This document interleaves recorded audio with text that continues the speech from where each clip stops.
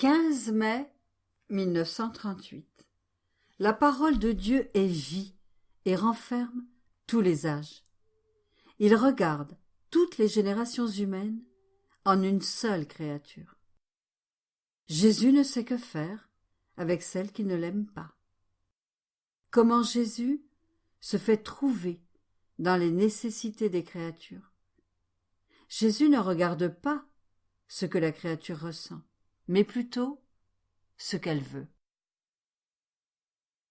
Je me sentais immergée dans le divin vouloir. Sa lumière me faisait comprendre de nombreuses vérités, mais je me sentais incapable de les inclore dans un si petit esprit, et j'éprouvais une répugnance à les manifester et à les mettre sur le papier.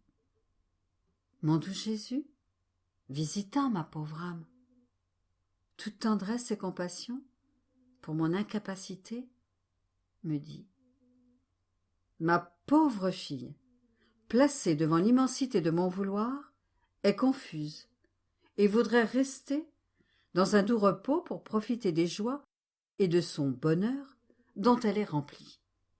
Mais non, ma fille, il est également nécessaire de travailler. Au ciel, c'est toujours la joie, mais sur la terre, il y a alternance entre la joie et le travail. Pour toi, le travail, c'est manifester et écrire. Entrer dans ma volonté, c'est posséder les joies les plus vraies et les plus grands bonheurs. Mais dans le travail, je ne te laisse jamais seul. J'en fais plus que toi, et tu n'aurais pas été capable de le faire sans moi. Tu dois savoir que notre amour est si grand que lorsque notre bonté décide de dire une parole, de manifester une vérité hors de notre suprême majesté, nous formons cet acte en nous-mêmes, nous enfermons le bien qui doit être produit par cette vérité que nous faisons sortir. Lorsque tout est prêt et complet, le bien que nous devons donner aux créatures en vertu de cette vérité que nous manifestons, nous offrons alors cette vérité à la créature, comme porteuse du bien que nous voulons donner aux générations humaines. Par conséquent, notre parole renferme tous les âges. Et puisque nos paroles sont vie, elles possèdent la force créatrice. En tout lieu où parviendra notre parole, les créatures sentiront que nous créons la vie, et elles ressentiront le bien que notre vérité leur apporte. Par conséquent, arrêter nos paroles en ne les manifestant pas signifie arrêter tout le bien et toutes nos vies que nos paroles peuvent produire.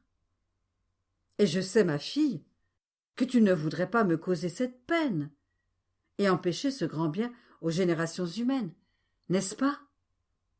Celle qui m'aime ne peut rien me refuser, pas même le sacrifice de sa vie. Par conséquent, sois attentive et ne te rends pas responsable d'avoir empêché tant de nos vies divines qui doivent prendre vie dans les créatures. Après quoi, je souffrais tellement que je voulais rendre mon dernier souffle. Jésus accourut immédiatement pour me soutenir dans ses bras et il me dit : quoi ? Tu veux venir au ciel ? Et moi : oui, je le veux. Je voudrais que tu te décides de m'emmener. Jésus : ma fille, et qu'est-ce que nous ferions de la terre ? Moi : je ne sais rien, et je ne suis bonne à rien, de plus que m'importe la terre. Jésus poursuivit : ma fille, et pourtant tu dois t'y intéresser, parce que c'est l'intérêt de ton Jésus, et ton intérêt et le mien doivent ne faire qu'un. Tu dois savoir que c'est encore trop tôt, et que tout n'a pas encore été manifesté concernant la divine volonté, car plus elle est manifestée, plus les âmes sont prises dans le filet de sa lumière. Et aussi, plus la divine volonté grandit et vient à maturité dans une créature, plus la créature acquiert le droit de la recevoir, et plus nous sommes portés à embellir les générations humaines, pour leur faire posséder la vie de notre volonté. Parce que notre bonté et notre amour sont si grands qu'en une seule créature, nous les voyons toutes, et que pour l'amour d'une seule, nous faisons du bien à chacune. Mais qui reçoit surabondamment ce bien qui est fait à chacune? Celle qui a été la première à recevoir ce bien, qui a eu la bonté de nous écouter et de considérer nos vérités comme si elles étaient plus que sa propre vie, et qui, sans s'occuper de sa propre vie, est prête à la sacrifier à chaque instant par amour pour nous, à nous faire ce que nous voulons de cette vie. Cela a tant de force sur notre être suprême, il en est tellement transporté, qu'une seule âme suffit pour que toutes reçoivent ce bien. Mieux encore, les générations humaines sont reliées ensemble, plus que les membres du corps.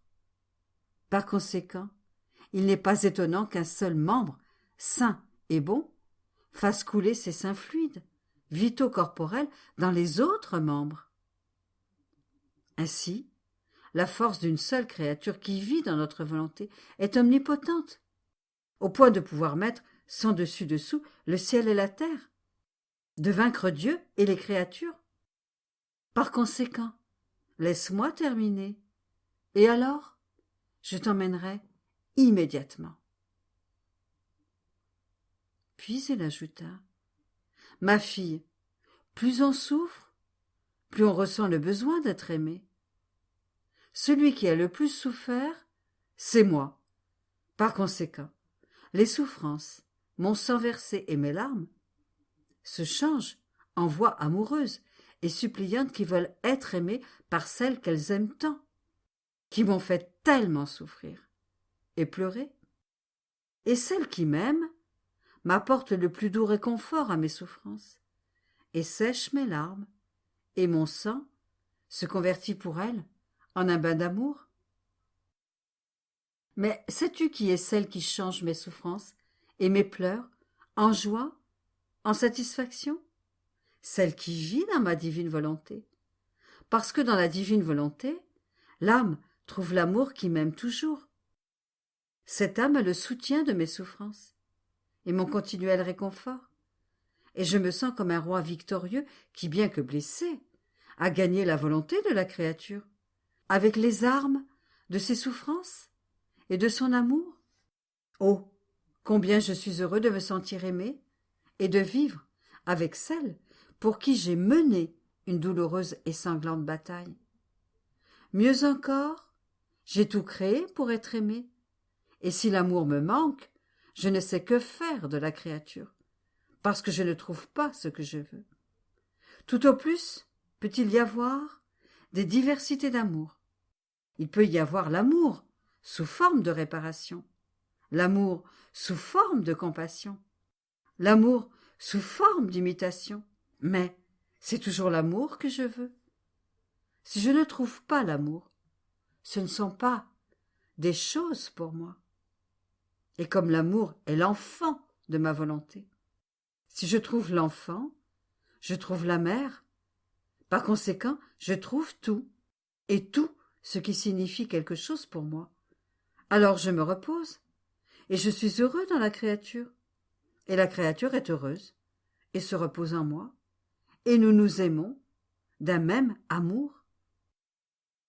Et moi, mon bien-aimé Jésus, si tu languis tellement d'être aimé, et que les créatures fassent ce que tu veux, pourquoi ne fais-tu pas abonder tellement tes grâces dans la créature, qu'elles en ressentent la force d'agir et de t'aimer comme tu le veux?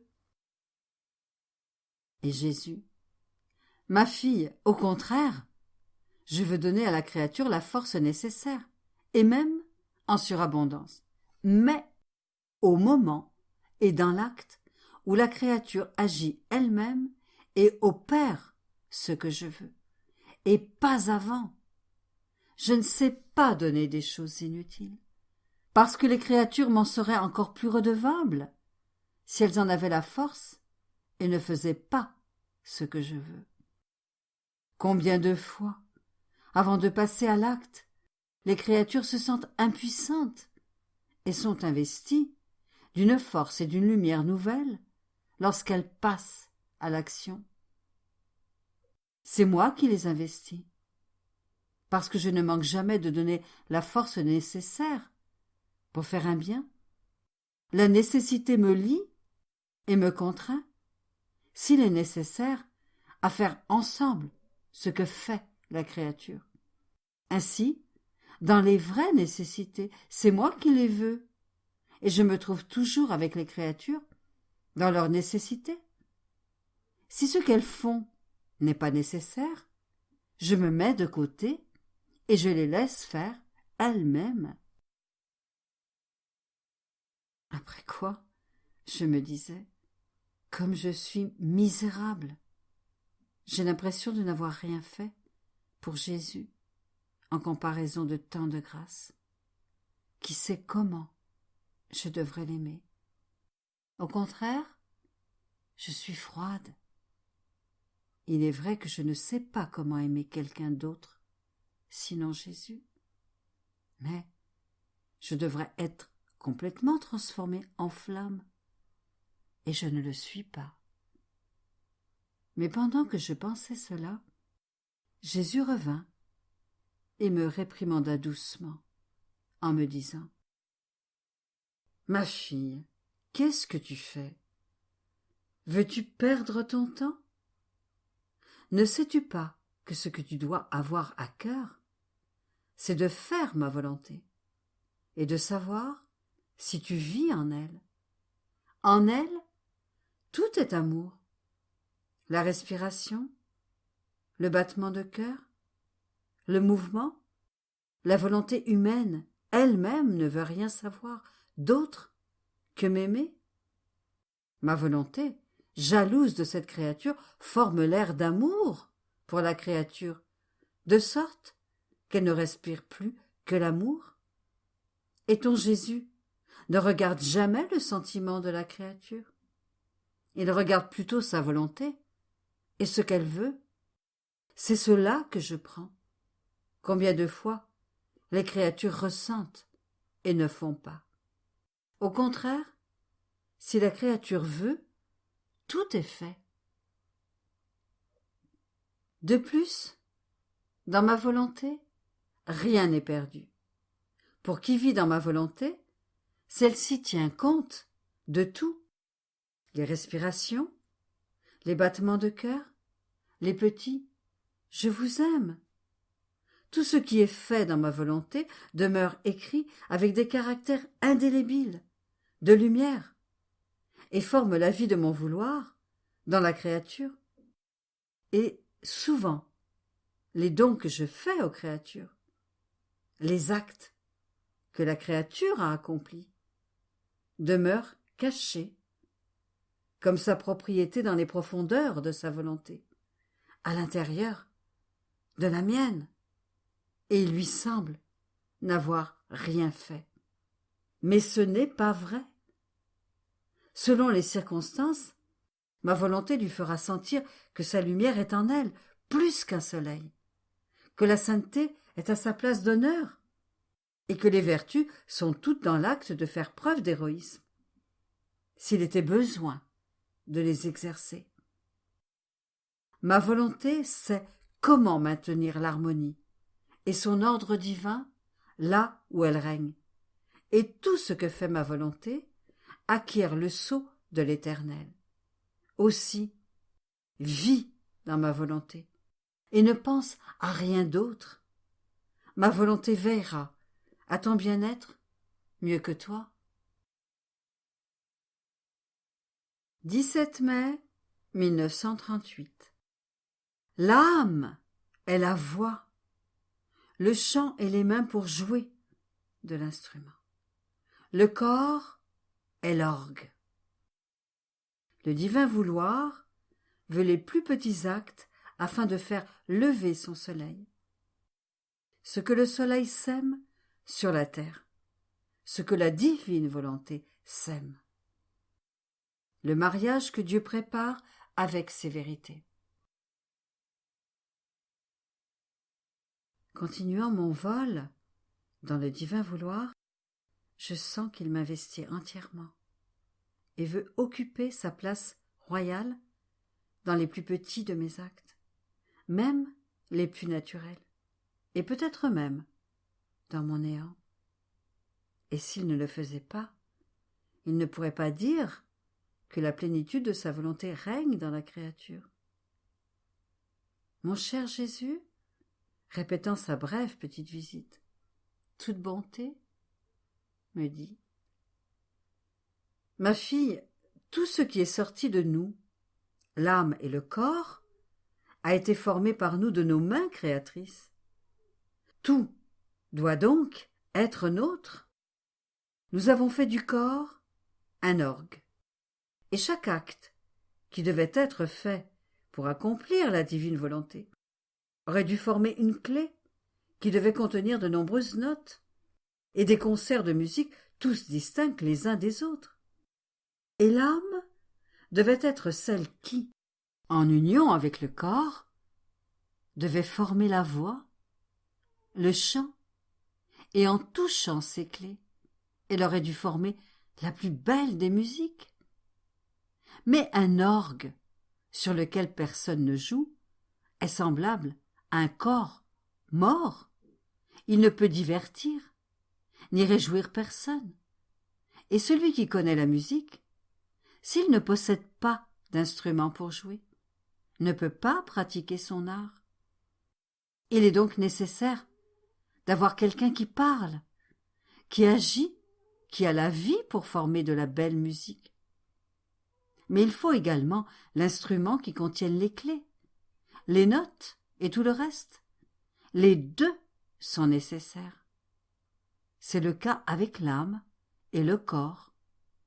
Il y a entre les deux une harmonie, un ordre et une union qui font que l'un ne peut rien faire sans l'autre. C'est pourquoi je veille avec attention sur tes pas, tes paroles, le mouvement de tes pupilles, tes plus petits actes, afin que ma volonté y ait sa vie, sa place. Peu importe si l'acte est naturel ou spirituel, grand ou petit, mais nous regardons attentivement pour voir si tout est à nous. Si notre vouloir a fait lever son soleil de lumière, de sainteté, de beauté et d'amour, et nous nous servons même des plus petits actes pour accomplir nos plus merveilleux prodiges et former les plus belles scènes pour notre divertissement. N'est-ce pas à partir de rien que nous avons formé les merveilles et l'enchantement de toute la création? Dans la création de l'homme, n'est-ce pas à partir de rien que nous avons formé tant d'harmonie, au point de faire l'homme à notre image et à notre ressemblance? Ma fille, si la création ne devait nous donner que ce qui est spirituel, elle nous donnerait fort peu. Au contraire, en nous donnant même ses plus petits actes naturels, elle peut toujours nous donner. Nous sommes en relation continuelle, et l'union entre nous et la créature ne s'interrompt jamais. Mieux encore, les petites choses sont toujours présentes, chez les petits comme chez les grands, chez l'ignorant comme chez le savant. Respirer, se mouvoir, se servir de choses personnelles, ce sont des choses que tout le monde doit faire et continuer à faire. Et lorsque ces choses sont faites pour l'amour de nous, pour que nous formions la vie de la divine volonté en elle, voilà notre triomphe, notre victoire, et la raison pour laquelle nous avons fait la créature. Vois-tu alors combien il est facile de vivre dans notre vouloir. Il n'est pas nécessaire de faire des choses nouvelles, mais plutôt ce que l'on fait toujours, c'est-à-dire vivre sa vie comme nous l'avons donnée, dans notre volonté. Après quoi, mon doux Jésus ajouta : Ma fille, tout comme le soleil sème chaque jour lumière, chaleur, douceur, parfum, couleur et fécondité, avec diversité, pour embellir ainsi toute la terre, et que par le toucher de sa lumière et la formation de sa chaleur, il féconde les plantes, les fait mûrir, produit la variété des couleurs et des parfums dans les fleurs, pour le doux enchantement des générations humaines. Il en va de même pour celle qui vit dans ma volonté. La divine volonté surpasse l'action du soleil et sème en celle qui vit en elle lumière, amour, variété de beauté et de sainteté, donnant à chaque semence la divine fécondité. Et, comme il est beau de voir cette créature embellie, fécondée par notre divine semence, la beauté de cette créature est extraordinaire, au point de faire l'enchantement de nos pupilles divines. Ma fille, pour recevoir la semence du soleil, la terre, les fleurs et les plantes doivent accepter de recevoir le contact de sa lumière et de sa chaleur. Sinon, le soleil restera dans les hauteurs de sa sphère, sans pouvoir agir sur la terre qui sera stérile, sans fécondité, ni beauté, car pour donner et recevoir un bien, il est nécessaire d'avoir une union, un accord de part et d'autre, sans quoi il est impossible à l'un de donner et à l'autre de recevoir. De la même manière, l'âme, pour recevoir la semence de ma volonté, doit vivre en elle. Elle doit être toujours en union avec cet accord. Elle doit se rendre malléable pour recevoir la vie nouvelle que ma volonté veut lui donner. Sinon, ma volonté fait comme le soleil. Elle ne sème pas et la créature demeure stérile, sans beauté, dans l'obscurité de sa volonté humaine. C'est pourquoi je veux que l'âme vive dans mon vouloir, non seulement pour que je puisse semer, mais afin que ma semence ne soit pas perdue. Je me fais cultivateur, afin de produire les plus grandes variétés de beauté. Puis, il ajouta, avec encore plus de tendresse : Ma bonne fille, mon amour veut toujours se lier davantage à la créature, et plus il manifeste de vérité sur ma volonté, plus je crée de liens d'union entre Dieu et la créature, et en manifestant ces vérités, mon amour prépare le mariage entre Dieu et l'âme, et plus il manifeste, plus le mariage sera célébré avec pompe et luxe. Veux-tu savoir quelque chose ? Mes vérités serviront de dot pour pouvoir te marier à Dieu. Elles feront connaître à l'âme qui est celui qui s'abaisse et dont l'amour l'amène au point de vouloir s'unir à l'âme par les liens du mariage. Mes vérités touchent et retouchent la créature.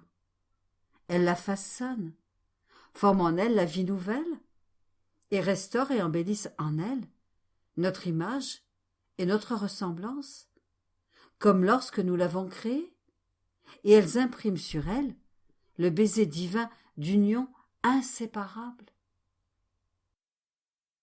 Une seule de nos vérités peut former une mère de prodiges et de création divine en celle qui a le bonheur de l'écouter. Une seule de nos vérités peut changer un monde en le faisant passer de la perversité au bien et à la sainteté, parce que cette vérité est une vie qui vient de nous pour être manifestée pour le bien de tous. C'est un nouveau soleil que nous faisons se lever dans les intelligences créées et qui, par sa lumière et sa chaleur, se fera connaître pour transformer en lumière et en chaleur celle qui possède le bien de l'écouter. C'est pourquoi cacher une vérité que nous voulons, avec tant d'amour, faire sortir de notre sein paternel, est le plus grand des crimes et prive les générations humaines du plus grand des biens. De plus, celle qui vit dans notre vouloir, en nous épousant, met tous les saints en fête. Chacun participe à la noce divine, et la fête a lieu au ciel et sur la terre. Chaque acte de la créature qui vit dans notre vouloir est une fête et un banquet préparé pour les régions célestes. Et les saints échangent des cadeaux nouveaux avec la créature. Et ils implorent Dieu de lui manifester d'autres vérités, afin d'agrandir toujours davantage les limites de la dot laissée par Dieu à cette créature. 19 mai 1938. La divine volonté forme la paralysie de tous les maux. La volonté humaine paralyse le bien. Aimer, c'est posséder. Dieu en vient à être formé dans la créature et la créature en Dieu. Crainte concernant les écrits. Je suis toujours dans la mer du divin vouloir, qui semble désirer que je sois attentive à ne pas laisser ma pauvre volonté humaine, tourmentée, entrer en moi. J'étais inquiète. Et mon doux Jésus, visitant ma petite âme, me dit: Ma bienheureuse fille, courage, n'aie pas peur.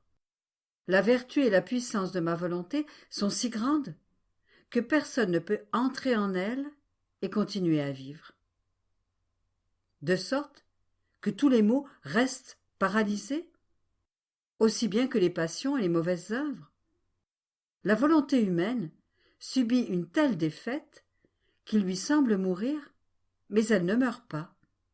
Mais l'âme, avec grand plaisir, comprend que si elle sent le mal paralysé, la vie du bien grandit avec la lumière qui ne s'éteint jamais, la force qui jamais ne manque, et l'amour qui aime toujours. L'héroïsme du sacrifice et une invincible patience s'élèvent dans l'âme.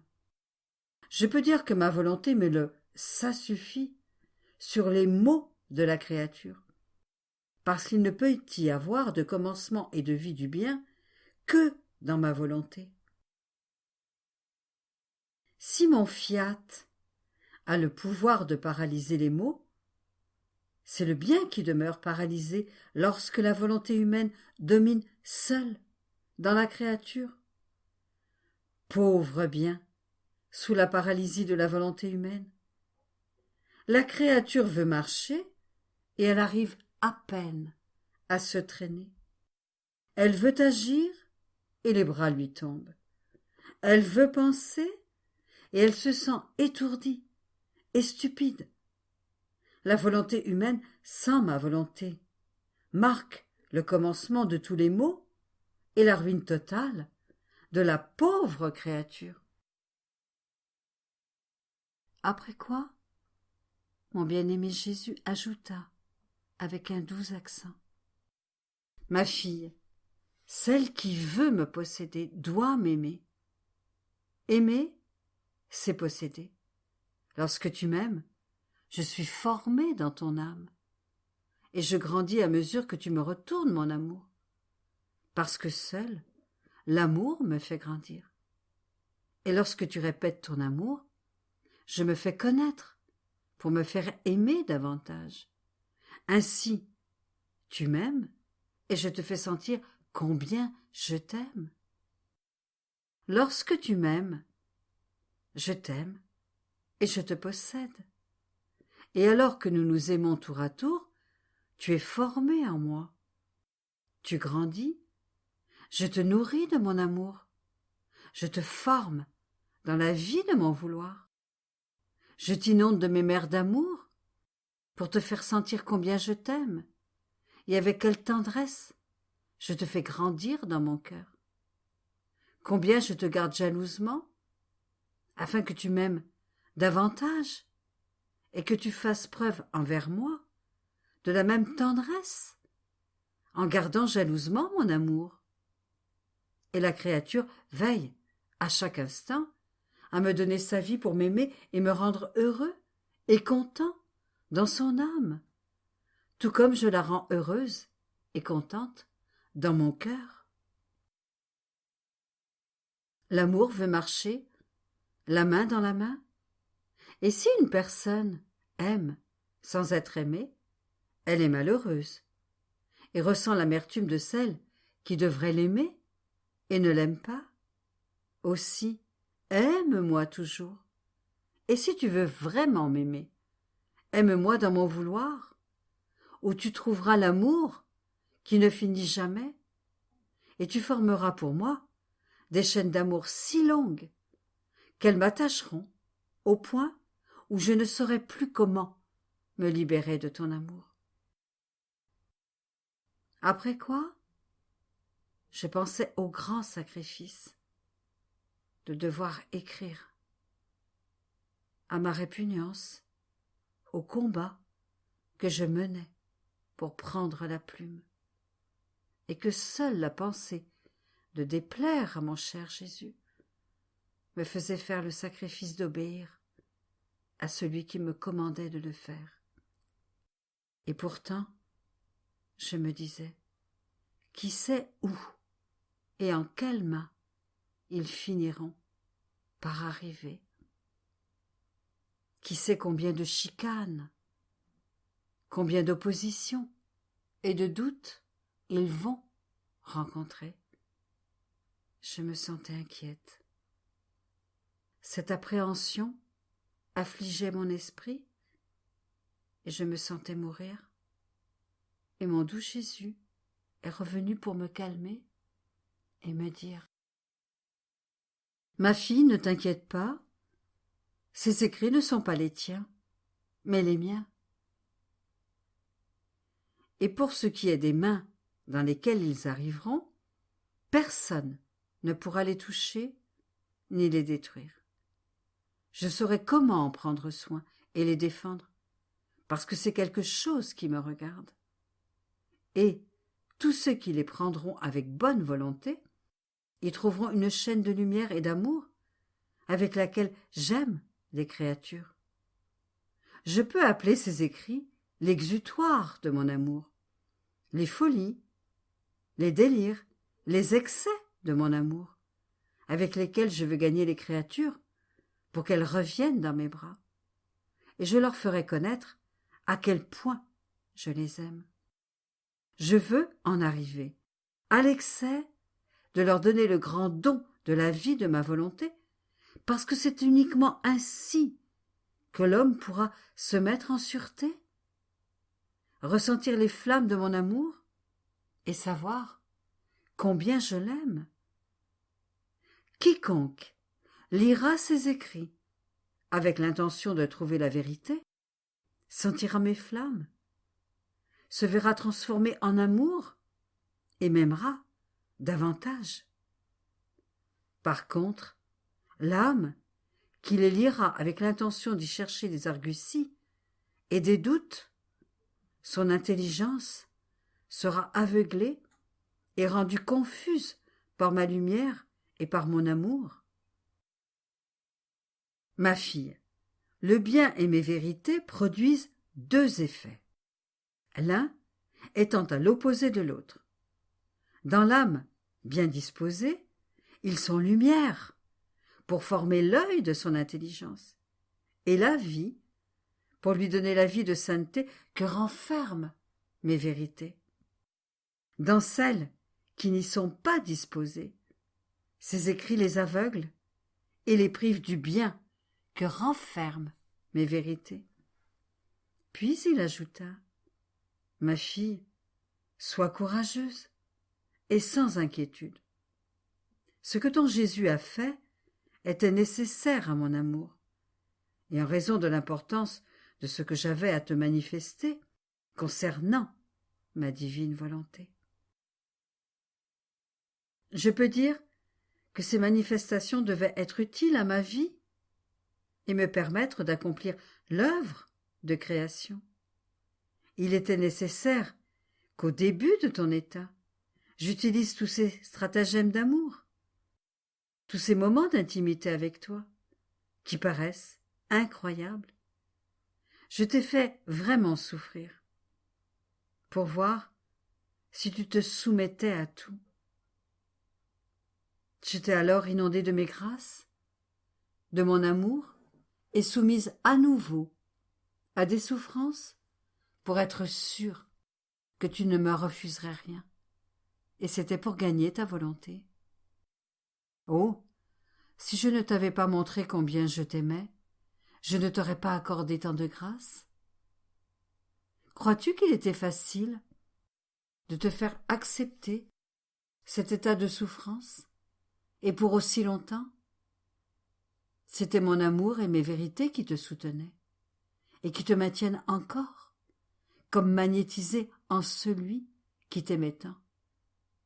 Mais tout ce que j'ai fait, au commencement de ton état, était nécessaire et devait servir de fondation, de décorum, de préparation, de sainteté et de disposition à la grande vérité que je devais te manifester sur ma divine volonté.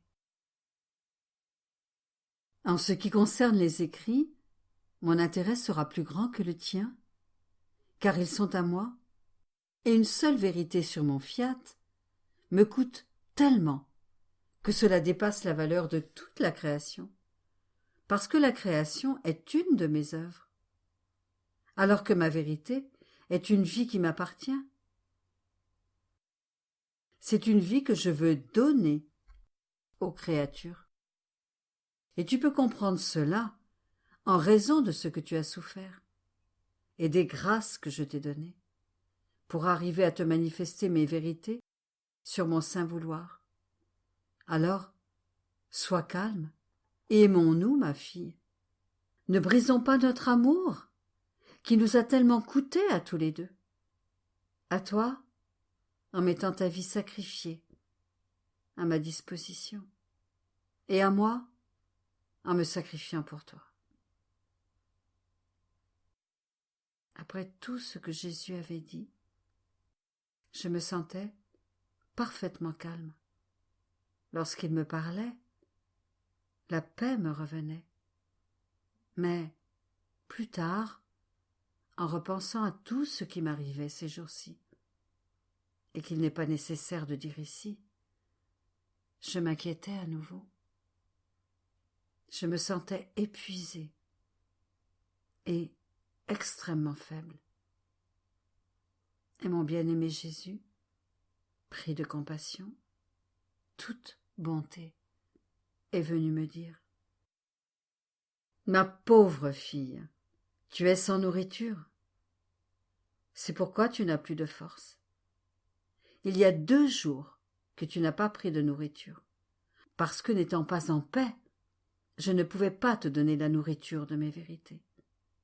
Parce que ces vérités, si elles nourrissent l'âme, communiquent également la force au corps. De plus, étant inquiète, tu ne m'aurais pas compris et tu n'aurais pas été disposée à prendre une nourriture aussi exquise. Car tu dois savoir que la paix est la porte par où entrent les vérités, et qu'elle est le premier baiser et l'invitation que les créatures font aux vérités, pour les écouter et les laisser parler. Par conséquent, si tu veux que je te donne beaucoup de nourriture, reviens à un état de paix. Durant ces jours, où tu étais inquiète, le ciel, les anges et tous les saints tremblaient pour toi, parce qu'ils sentaient sortir de toi un air malsain qui ne leur convenait pas. Aussi, chacun priait pour que tu retrouves la paix. La paix est le sourire du ciel, la source d'où jaillissent les joies célestes. De plus, ton Jésus n'est jamais troublé, en dépit de toutes les offenses qu'ils peuvent me faire. Je peux dire, mon trône est paix. C'est pourquoi je te veux complètement en paix, ma fille, jusque dans la manière dont nous devons nous adapter l'un à l'autre et nous ressembler l'un l'autre. Je suis paisible. Tu dois être paisible. Autrement, le royaume de ma volonté ne sera pas capable de se stabiliser en toi, parce que c'est un royaume de paix. Quelques jours plus tard, le 31 mai, un représentant du Saint-Siège arriva soudainement et prit les 34 volumes de Louisa.